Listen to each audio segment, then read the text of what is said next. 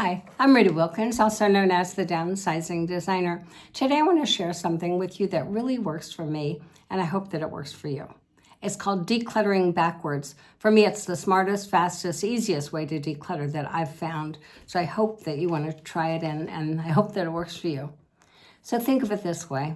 You just spent an entire weekend decluttering and organizing your garage, but in less than a week, clutter's already reappeared, making you feel like all of that time you spent decluttering was wasted. And that's really frustrating.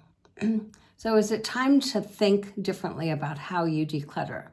Maybe an out-of-the-box approach that's faster, easier, smarter, one that you spend less time, but you still get the same job done? So if this sounds like something that's interesting to you, please listen to my video to the end so that hopefully you can pick up a few tips and that they work for you. So when I say declutter backwards, yes, I do mean decluttering backwards. It's the exact opposite of the traditional method. It's quick, it's efficient, it saves you a ton of time, energy, because it's about what to keep rather than what to get rid of. And that one simple yet mind-blowing mindset shift makes the entire decluttering process positive, not negative.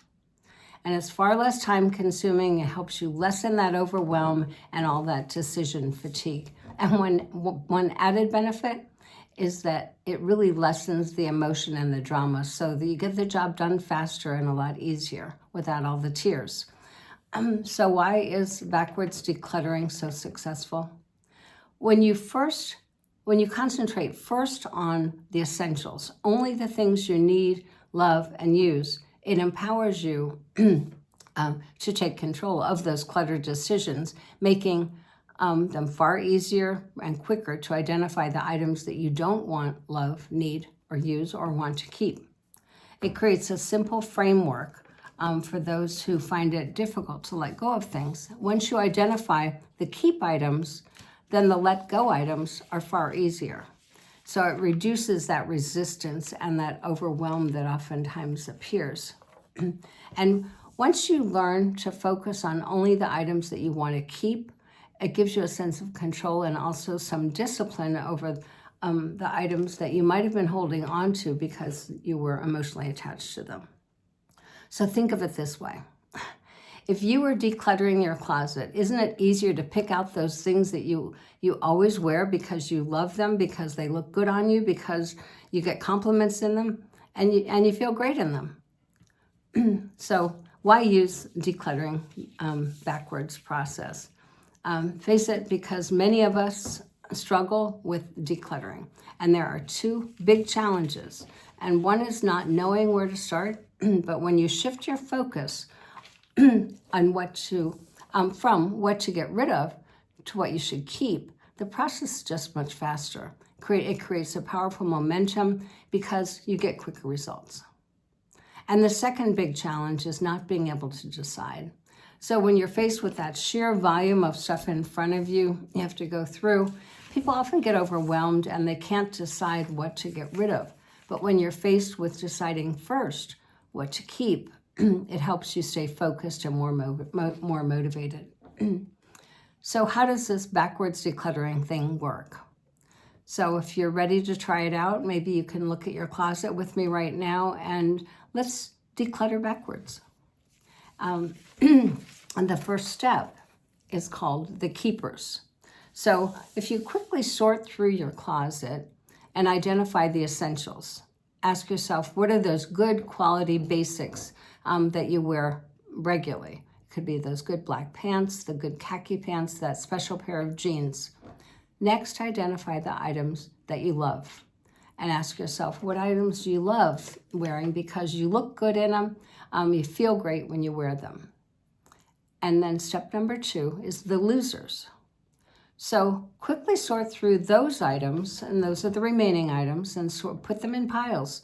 Donate, discard, sell, and I can't decide. And we all have those. Now, step number 3 is the maybes.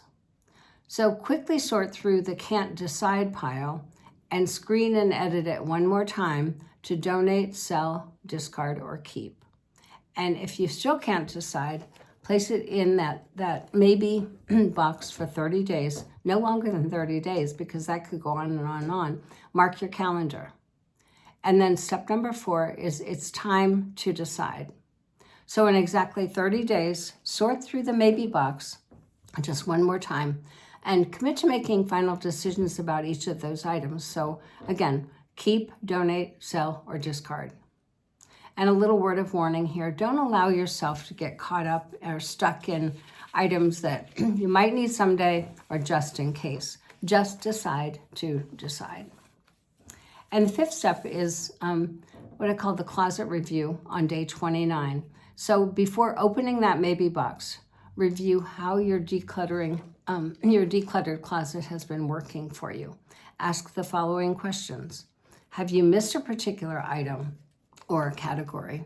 Those dressy black pants, that great silk blouse. Look through that maybe box. You just might find it there.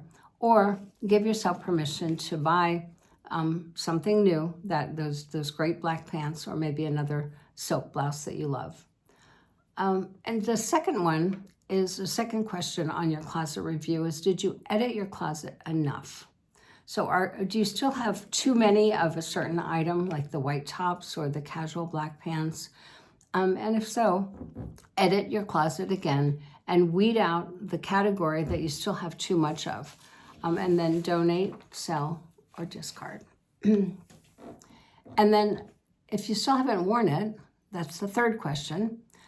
Inevitably, there will be things that you didn't edit on that first round. So if you've not worn that item in 30 days, it's time to let it go, rather than allowing it to take up that valuable real estate in your closet. And ask yourself, why are you keeping it? And if you wear it someday. So, and if you're never going to wear it, it's time to let it go. So step number 6 is decision day. Day 30, empty the maybe box.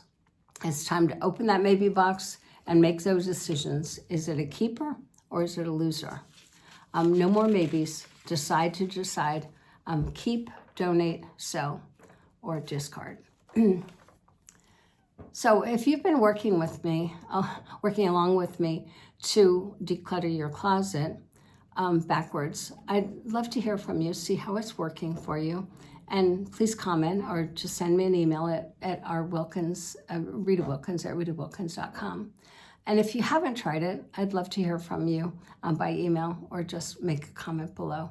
So one thing we have to face is that clutter will reappear, and it might even build up over time, whether we like it or not. But when you're armed with something that works, like this decluttering backwards, it will make your job smarter, faster, and easier. So why wouldn't you take control and just get it done? Have a good day.